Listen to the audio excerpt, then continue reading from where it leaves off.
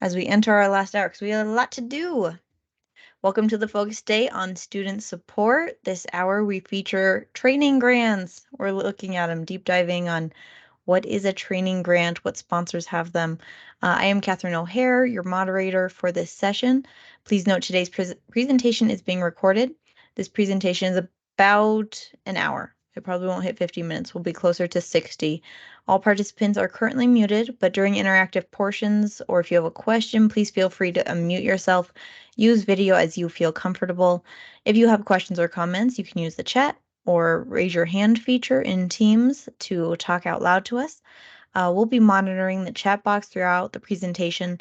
Closed captioning is available under the Teams options. Handouts are available on the OSP website. I'll put that in the chat in a second. Please make note that I will also be putting a feedback survey in towards the end of the presentation.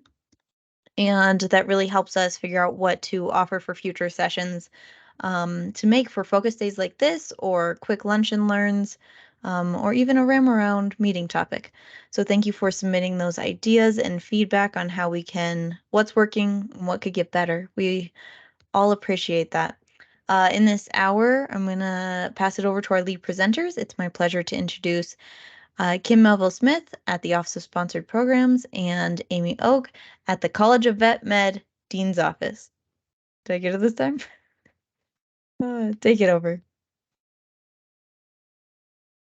Okay, Kim, are you gonna? Oh, I love that you can just take it. I like that we can fight over it. That's my favorite. We really wanted to. All right. Well, good afternoon, everyone. So today our goals are to really recognize the differences in sponsored training agreements. So if you've joined us all day, we've gone through kind of some general topics, some fellowship, and now we're really going to focus on training grants. We'll look at appropriate budget categories and the proactive award management.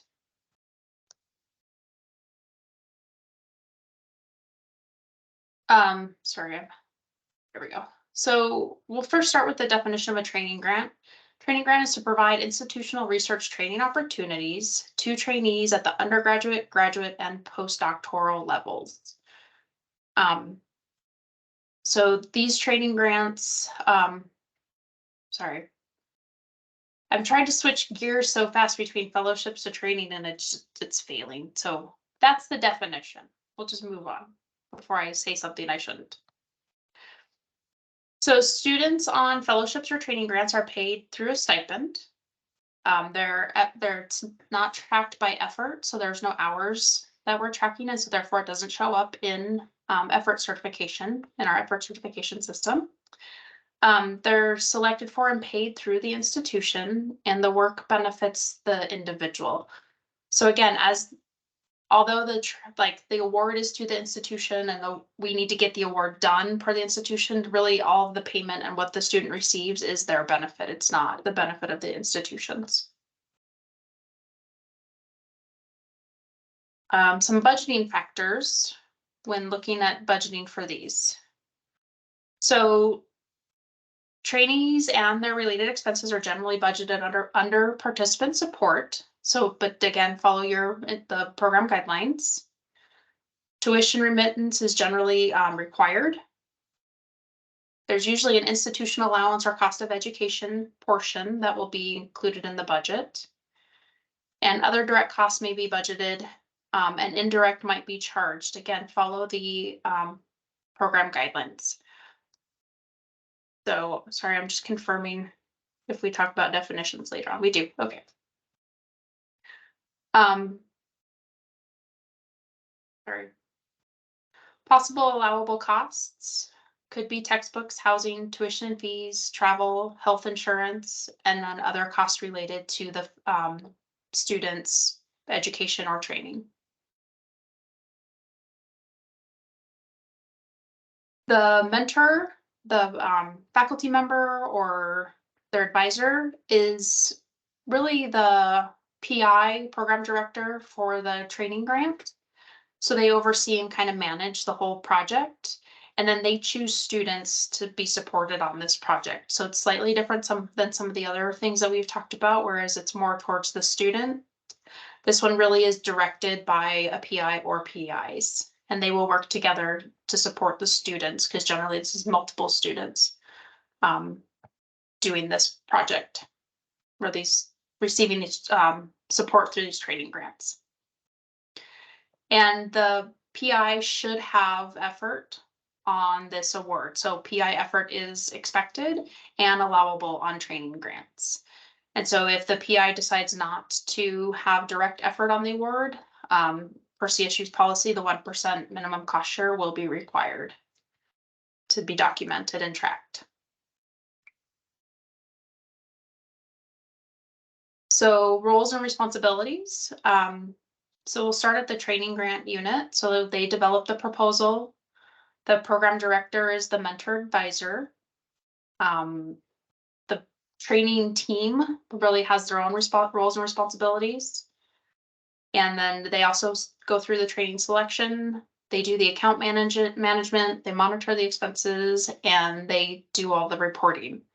So most of the work is actually done at the training grants unit. So whatever unit was awarded the funding. It's very labor intensive, these awards, and so we highly recommend that you budget like, I don't want to say admin support, but somebody who specializes in supporting these awards, because they are very intensive to manage. The Office of Sponsored Programs will submit the proposal, we'll review and submit. When it's awarded, we do the regular review and acceptance, and then we'll work with the sponsor if you need to make any requests during or after the award. And the graduate school is kind of a tangential unit, as the fact that they provide guidance for all graduate students. And so while you need to follow the proposal and project guidelines, we also need to work within CSU's guidelines and regulations for graduate students. So sometimes they're not always in line, and so we have to figure out ways to support them in both places.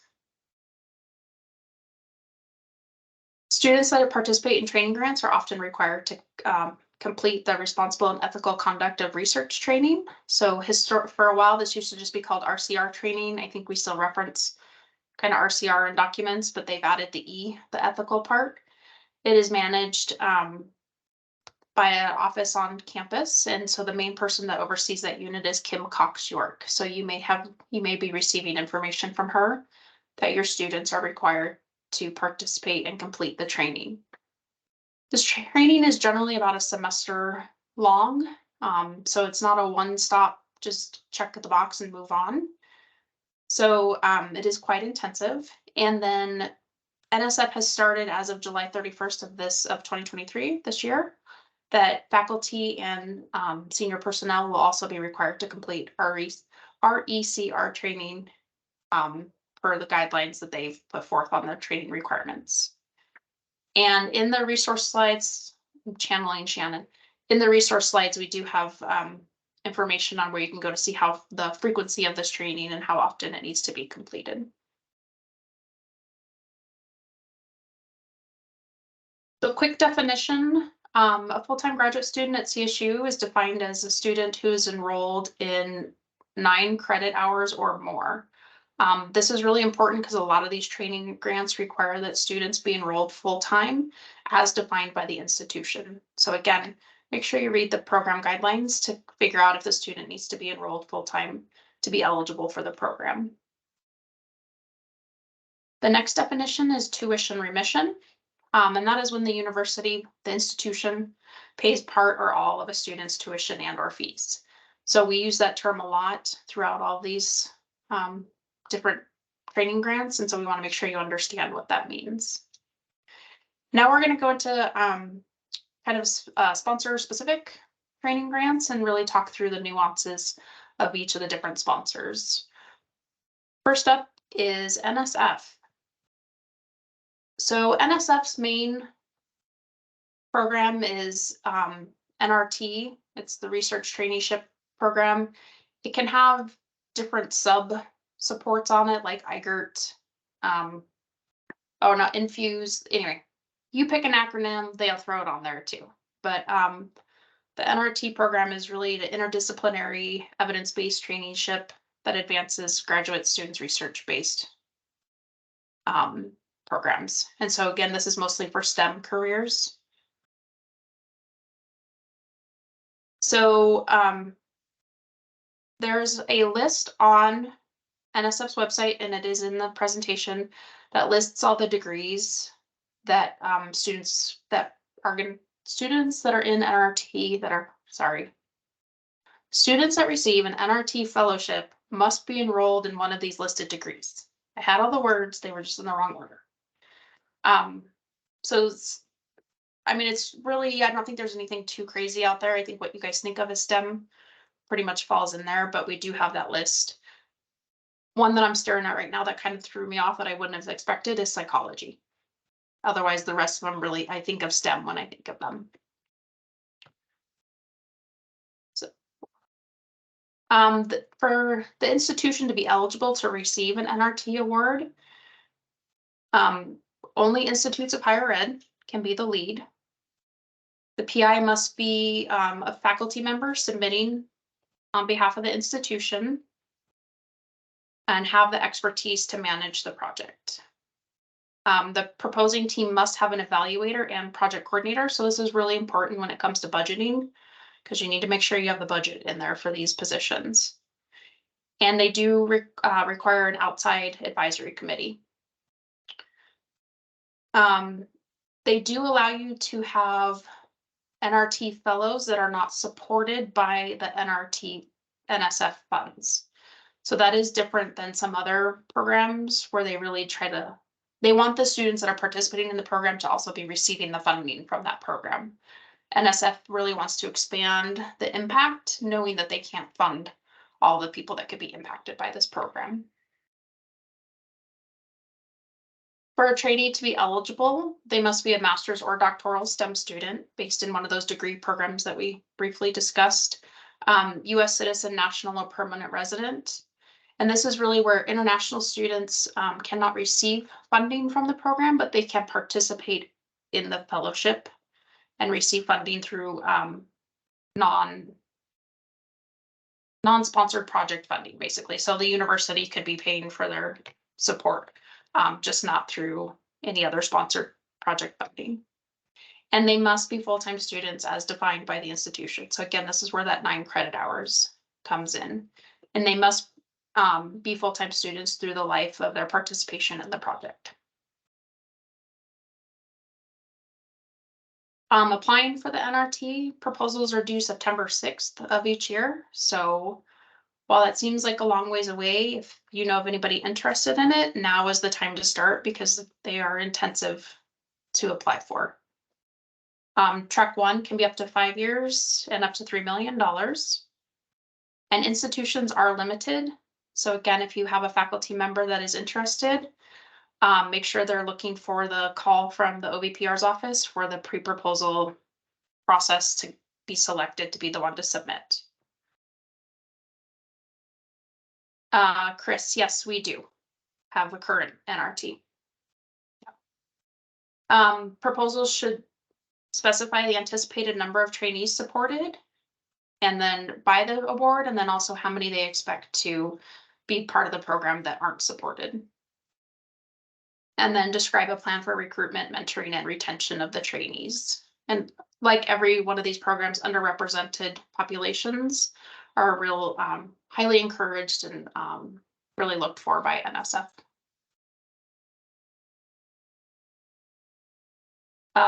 Budget for participant support. So all trainee support costs should be part of participant support.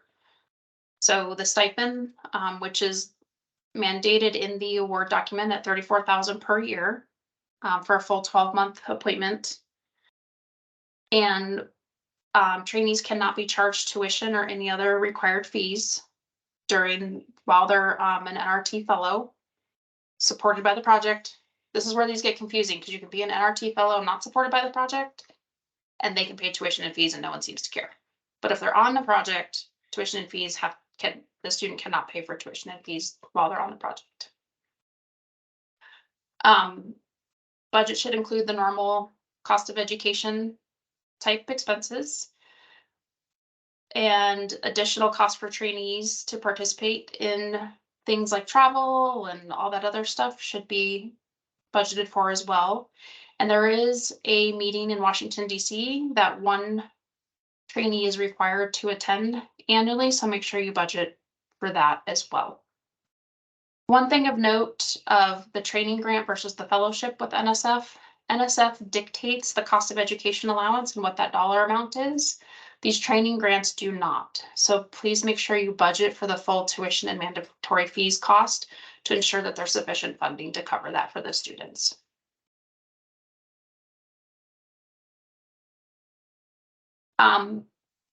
With the training grant, you can actually budget for direct costs as well. So there should be costs included for the PI, project coordinator, and evaluator, and any other direct personnel that you need to support the program. Non-trainee travel, so for the PI or anybody else. And again, there is that required meeting in Washington, DC annually. So there should be funding in the budget for the PI, coordinator, and evaluator to attend. And equipment on subawards are allowable if you need them. So there's no limitation on that. These budgets can be very large, but as we mentioned earlier, and shoot, I forgot the number now, it's either 3 or 5 million.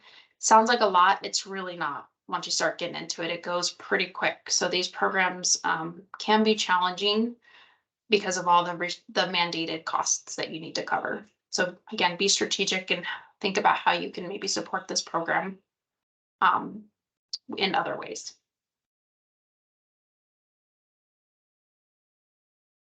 And some more information on the NRT proposals are submitted by the institution through research.gov. So they will go through the Office of Sponsored Programs.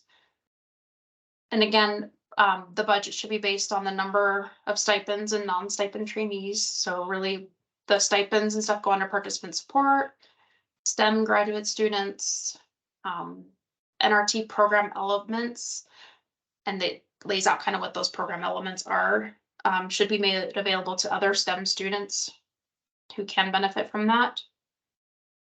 And trainees and non-trainee students are selected by the institution and must be full-time as defined by the institution. So generally when the proposal is written, these students are not identified, and that's part of the plan is how you're going to advertise and select the students. If you have questions on these awards, because they can be interesting, especially on post-award management, please reach out to me. I'm unfortunately very versed in what can go wrong with these, so happy to help avoid all of that. So next up is Amy with NIH.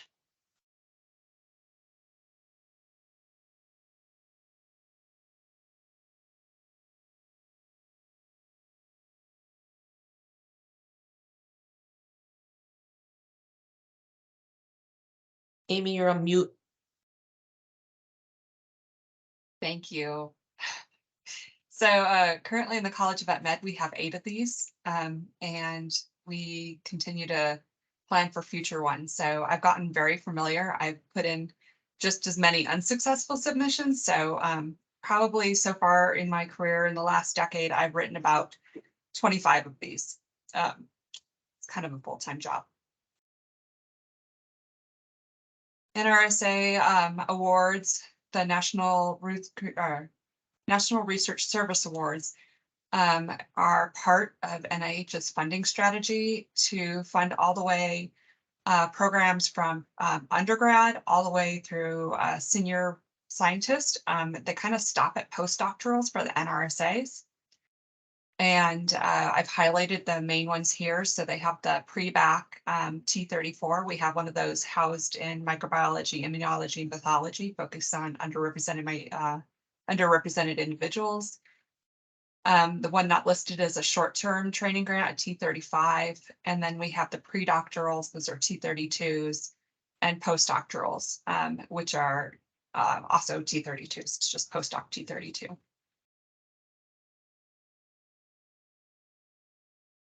So for the training grants, the training program is put together by a director in a defined area of science. So 2 examples are the quantitative cell and molecular biology T32 currently that we have. Then we have another one that's focused entirely on infectious disease. The trainees and fellows are selected by the institution, and that's something that the program director designs at time of application, how they're going to be selected. And then again, they cover all stages of student careers. The due dates 3 times a year unless the IC specifies differently. Some ICs only accept them 1 time a year. The parent of their parent announcement is currently posted. You can find these, just by doing a quick search to find which one is most current. There are 5-year budget periods.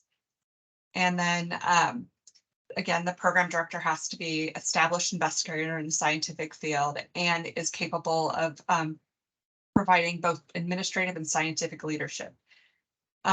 And so it's finding someone that's really willing to take on this incredible workload to run these programs. It is not easy, and the budgets do not allow for much in the way of additional support.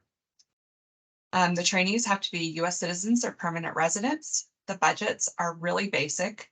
They just cover a handful of categories, and they do route through OSP.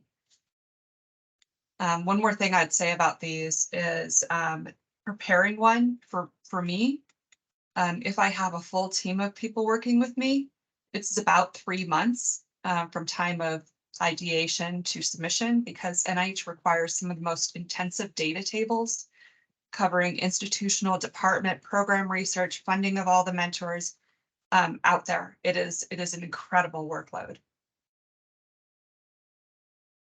So the budget categories, these go in through a PH 398 training budget form. There's only a few lines in the form. They do not have any associated R&R SF 424 where you'd see all these other categories you could put things in. So when you're doing it, it's pretty much a formula math. So the trainee stipends are set by an annual notice. The current one was posted in February. I expect to see the next notice sometime after. I'm going to assume we're always going to go into continuing resolution. I guess that's how the world is now. But they're posted sometime after the funding becomes active by the agency. You cannot rebudget, so you get the set amount. So let's say you ask for 10 slots, that would be, 270,000. Well, anyway, yes, 271,440. So that's all that can go towards is trainee stipends. There's no fringe allowed. And then the notice of award is a little different. So you put it in the budget. When you put in the budget in the proposal stage, you're using whatever the rate is at that time.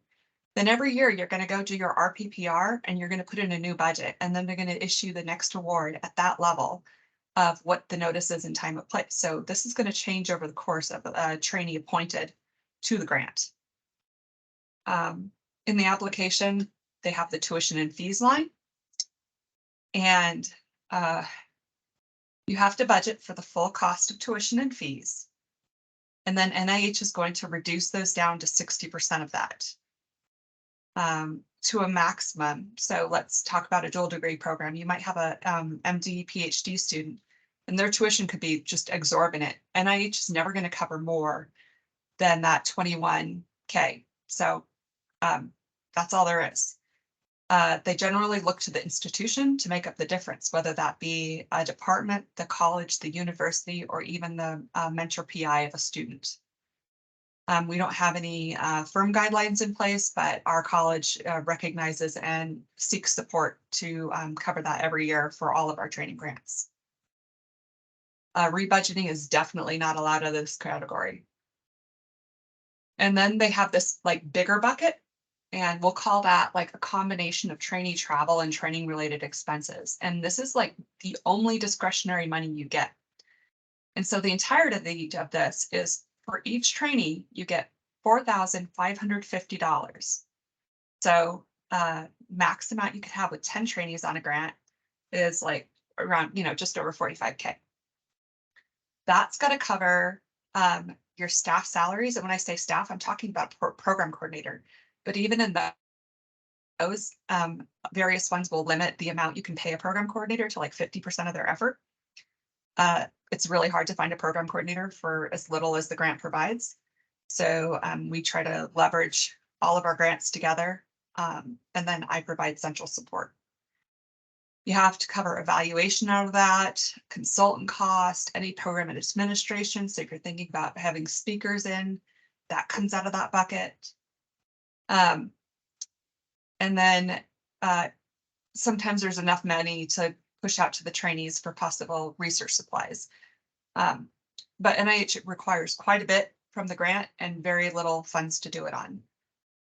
In the case of a consortium, like I have one that is a short-term training program that we partner with University of Alaska Fairbanks.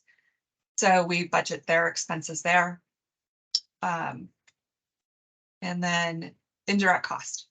So these are 8% NTDC, but it's a specific one in that it's exclusive of tuition and fees, equipment, and consortium cost over 25K only. You do charge IDC up to stipends. Only 8%, so not that much that you get to recover, but it is a little bit. Okay, so as term of the award, it comes directly to the named PI. If it's a multi-PI project, then it goes to the corresponding PI. And the award, again, is always less because they're going to reduce your tuition. Whatever you put in, they're going to reduce it down. And then they do have childcare cost. It comes automatically without requesting anything. It's put in a separate account. And it's only if the trainee is eligible to use them and has eligible cost. So you'll get the whole bucket of them. So 10 slots, say 25K, but each trainee only can use 2,500 per year. So if there's other monies available, the trainee just gets their amount and that's it. And they have to submit documentation to the institution so we can show that those were appropriate expenses. So the trainee appointments are, they're interesting. So you'll get an award with a number of either trainee slots or training months. And each trainee needs to be appointed for 12 months, but no shorter than 9 months. So they do allow for breaks of service, including parental leave, and I've dealt with this on a number of our training grants. It's really easy. You just submit IEC prior approval.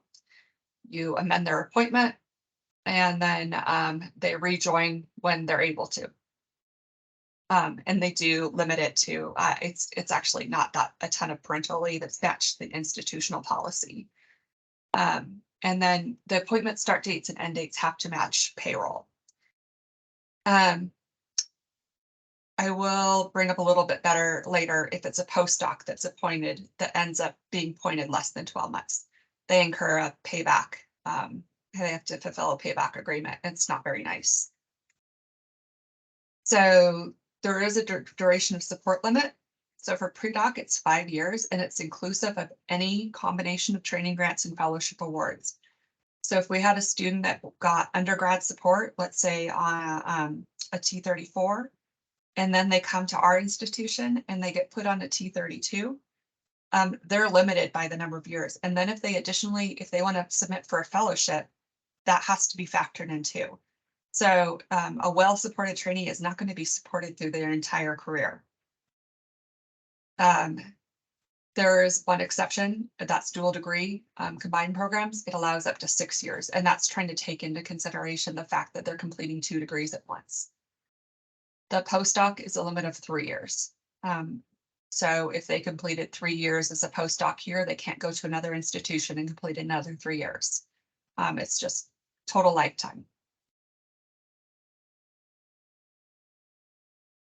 So NIH has some strange budget nuances because you cannot carry forward costs year to year. But an interesting thing happens with the trainees. So let's say you get a notice of award and it issues 7/1. A lot of times the trainees aren't here to start until the start of classes. So that's not 7/1. And again, we have to match their appointment dates to the date that they're hired. So if we want a trainee to start on 7/1, they have to be here and ready to go. NIH doesn't expect that at all. and sometimes their assigned budget periods are arbitrary. So it's not necessarily convenient for the grant. So, but you appoint the student when they come on. The whole 12 months of stipend, if you have the first year of the grant, are charged there. And even though the project periods don't align. And the way we handle that is we have the project period and all the stipends charged, and then anybody that still had stipend appointed in year one, it's considered unliquidated obligations. And you use that to apply to the next year's budget period to continue to pay those trainees. So in the example I have there, the 1 month stipend plus tuition carries forward to year two. It's not called carry forward though. NIH doesn't like that word because they did not allow it. So it's called unliquidated obligations. If you have any money left in, let's see, travel or training related expenses, you get to the end of the budget period, that's gone. That is considered unobligated funds. So if you ever want to get those back, you have to talk to the IC and put forth a compelling reason. An example I can give is on my short-term training grant, runs in the summer, COVID year. We had to shut down labs, couldn't run the program. So we skipped that year of funding, which was our year 3, or actually year 7. And then we came back at the end of the grant, went into an NCUE, requested those funds back, and are running an additional summer while we wait for our renewal to go through. Yes, and the FAA stipend can also be included in unliquidated obligations. Stacy Float is my partner in crime. The two of us together try to deal with all NIH issues. So I don't know how we're doing, but we seem to be doing okay. So the kind of the graphic I used to illustrate this is pie, because who doesn't like pie? So you can see that here's training grant year 1, and it is, let's say, apple pie. And then you have this trainee that still has this time left on the grant. I mean, it's time left in their appointment period of 12 months because that's what's required. And so you're going to take a piece of that pie, you're going to split it, and then you're going to bring it over to your pumpkin pie, which is year 2, and so on and so forth. If the grant is not renewed, that's okay. They carry on the trainee expenses that were still there. They just carry on into an NCE year. If it does get renewed, then proceed with year 5 into year 6. Or no, actually, that's not true. We allow year 5 to continue in the NCE, even though the new period started. So the 5-year increments do stay intact. NIH requires lots of prior approval. If you're going to move funds into restricted categories, you can ask. Good luck. To request an NCE, it's not automatic. You have to go and request it. To carry over unobligated balances, like the situation I gave you for COVID, and to appoint a trainee for an NCE period. One of the things I wanted to clarify is, let's say a grant awards trainee months. So for the number of trainees, let's say you get 108 trainee months per year. And for some reason, you have a number of 9-month appointments. You can actually put together a whole nother appointment out of that set. But it would take some IC approval. Like, you're going to want to talk to the program officer before you attempt that. But we've been able to do it. So I know it's possible. I get in the short-term trainee as opposed to the 12-month trainees. The communication, if it's about budget, goes through OSP to the grant management specialist. If it's about programmatic questions, it's PI to PO. So again, we talked about trainees being appointed for 9 months or 9 months to 12 months. They are permitted to spend an additional 25% time or 40 hours a week in part-time research, teaching, or clinical employment. The key to that is it cannot be directly related to their research training. So it had to be like let's talk about clinicians. So let's say they're on a training grant, they're doing research, they're a DVM student, but they're earning their PhD degree, so they're considered a postdoc. They can go on and do some clinical service. It just, whatever the job is, it cannot interfere with progress in their training. So it's really takes a lot of thought from the directors to say, yes, this is allowable. And if it gets fuzzy, then reaching out to the agency is usually key. Trainees are set up in a lovely NIH module called X-Train. It's within Commons. It's not pretty. They just redid it and it didn't make it any easier. So it's a very clunky federal system. We also have to do a lot of reporting through a system called Xtract, which is probably 10 times worse than X-Train. And then this is the last point I wanted to get into is those postdoctoral appointments.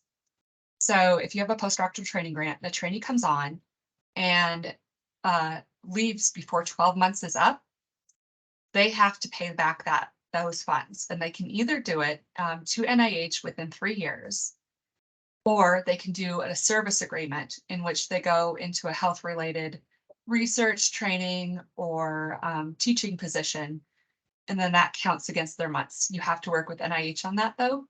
So this has happened, but for the most part, it doesn't. Trainees typically, if they make it to that 13th month or complete their 12 months, there's no payback agreement requested, but those are filed at the time. So it is an additional step in the grant administration, in addition to the usual just working with OSP, getting the notice of award and everything else. I think that's everything I wanted to cover. If you have any questions, you can put them in the chat or reach out and contact me directly. Amy, I have one question. Sure. What does IC mean? Oh,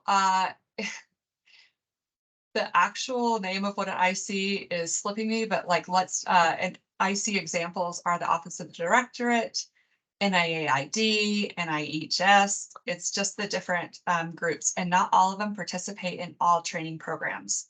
So it's important to find the IC you're submitting to and make sure they're listed. Thank you. Institute Center. Thanks, John.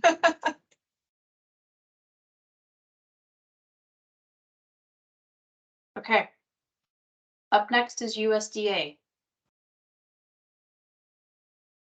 USDA's training grant program is the National Needs Fellowship, often referred to as NNF. And it's really based on food and agricultural science. And it's really encouraging students to participate in those programs and become experts in that area. So for the institution to be eligible, they need to be a land grant institution. So checkbox for CSU on that. We must confer degrees in targeted expertise shortage areas called TESAs, and we have those listed in the resource section as well. And again, those do change. So definitely as new solicitation comes out, come out, check to see if the program that you're in, that students are in, participate in that. Chris, I'm staring at you because ag is a big participant in these programs. Some awards are allowed. Let's see, even not eligible to apply. Oh, so even if you want to sub to another institution that isn't a land grant institution, that's okay, because the primary award is to a land grant institution. So that's kind of what that's saying, is that you can sub with a non-eligible entity.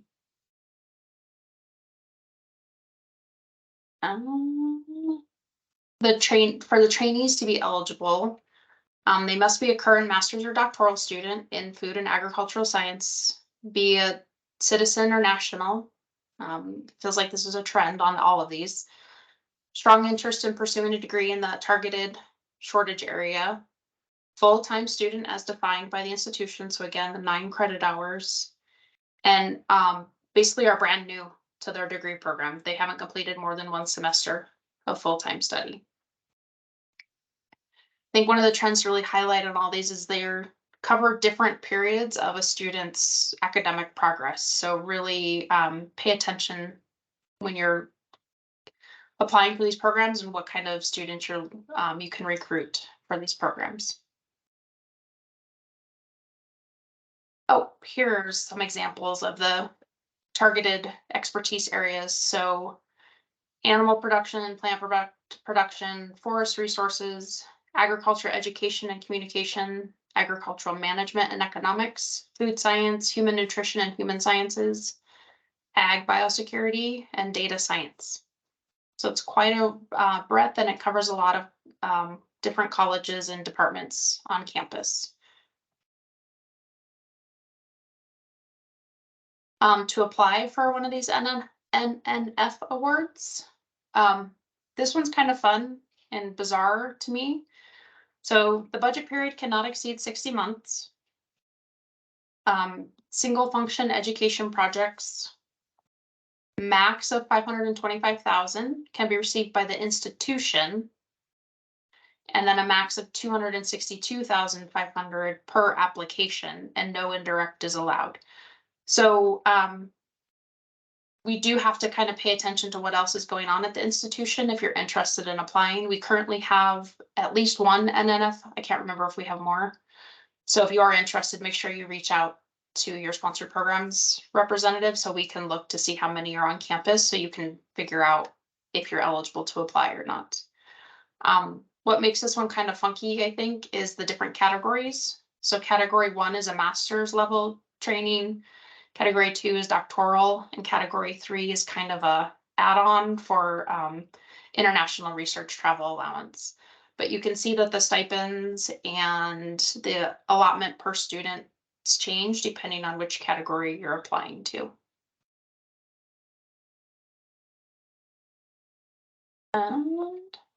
And so again, like how do you identify a fellow? They must be registered full-time, pursuing a degree uninterrupted in one of the TESAs. They cannot request partial fellowships. Master's fellows can be supported for a max of 24 months during a 30-month period. So obviously that's not necessarily the full time, but there are some breaks that are allowed per the guidelines. And then doctoral fellows can be supported for a max of 36 months within a 42-month period. And they may accept additional supplemental employment that contribute to their training that makes them eligible for tuition waivers, such as a GTA or a GRA. So you can see like this one, oftentimes the way I've seen this implemented on campus is that they would have a 9-month appointment. And then over the summer, they would be a GRA. And so because of that slight break where they can get, like for a master's student, they can have 24 months of support over 30 months. It does allow that to kind of take a break and do something different during that time. This is again one where you want to kind of think through all these limitations and possibly be strategic about when you appoint the students to what kind of program.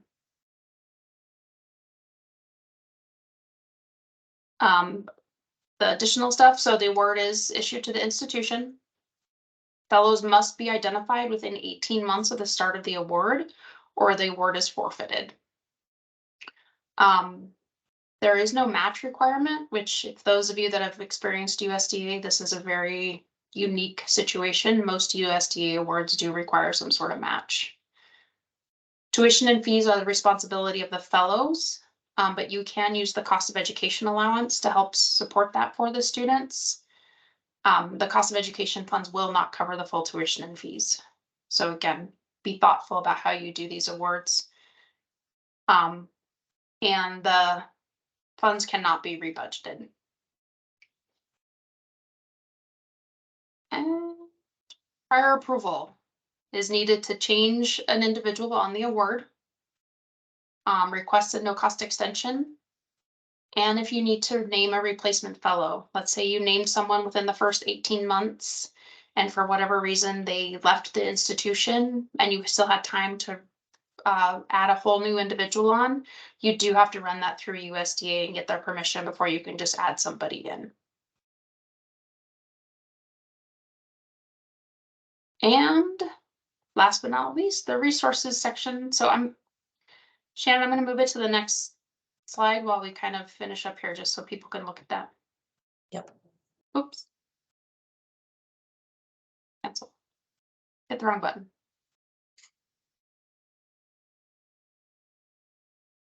So are there any questions? That was a lot. A Well, we got it done in a good amount of time.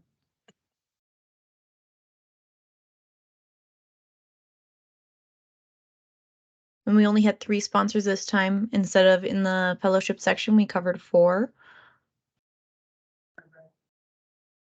We just missed, you know, some in the spreadsheet. But, you know, that whole list of numbers, we can Your brain is just whirling, because mine is. And I have to say, Amy, I don't think that NIH sounds like much fun.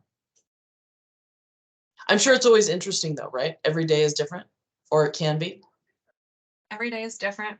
Every program director is different.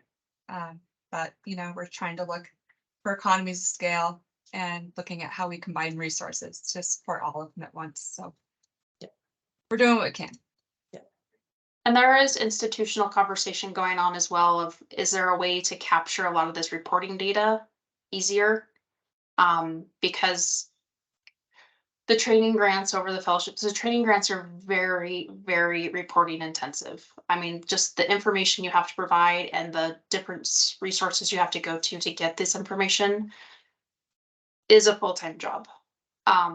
So the information's out there, but it is not in one place. So there is a conversation at the institution of how we can provide a like portal where you can go in and pull all this data into one place.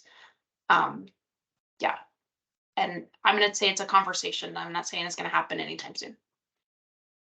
But we recognize the need.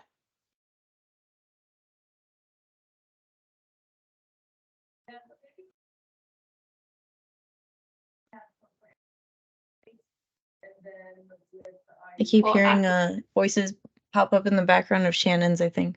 All right, yep. She's in It's the my office. it's my next door neighbor. Your neighbor. Okay, well, oh wait, something came up in chat. Ideally, the VPR would hold this information centrally. Okay. Shared resources. And as always with these, if you're going through them and you want to submit one or you just were awarded one, reach out to us and ask for help. Really, when they're set up properly and you get it going properly, they're easier. I'm going to use air quotes for easier to manage. I don't think any of these are truly easy to manage, but we have enough experience and bumps that we're happy to help you not make the same mistakes.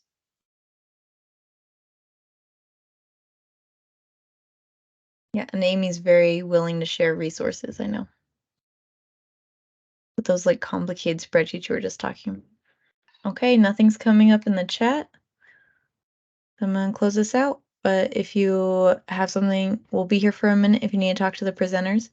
A recording of today's presentation will be put online on our YouTube and on our website, so you can review it later or share it with your teammates. Please fill out the survey that I put in the chat. It's the same survey from the previous 2 sessions today, so you can access any of those. It is really helpful for us making future presentations, coming up with ideas. If you would like to be a presenter, please reach out to me and Shannon. We'd love to work with you and collaborate. Thank you, Amy, for working with us today on this one. This 3-parter was great. I appreciate Kim taking the time to share her expertise too. It was a big lift for you all, and Shannon for leading us off today. So thank you to our presenters. On behalf of the OSP Training and Professional Development Committee, thank you all for participating in today. And yes, thank you, Chris, for for engaging and being a part of the conversation. Have a great day, everyone.